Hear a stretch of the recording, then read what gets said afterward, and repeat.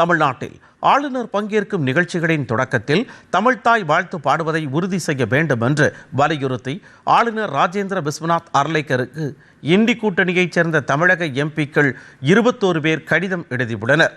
கடந்த ஜூலை மாதம் 28ஆம் தேதி திருநெல்வேலி மனோன்மணியம் சுந்தரனார் பல்கலைக்கழகத்தின் 33வது பட்டமளிப்பு விழாவில் முதலில் வந்தே மாதரம் பாடலும், இரண்டாவதாக தேசிய கீதமும், மூன்றாவதாக தமிழ்த்தாய் வாழ்த்தும் பாடப்பட்டது சர்ச்சையை ஏற்படுத்தியது.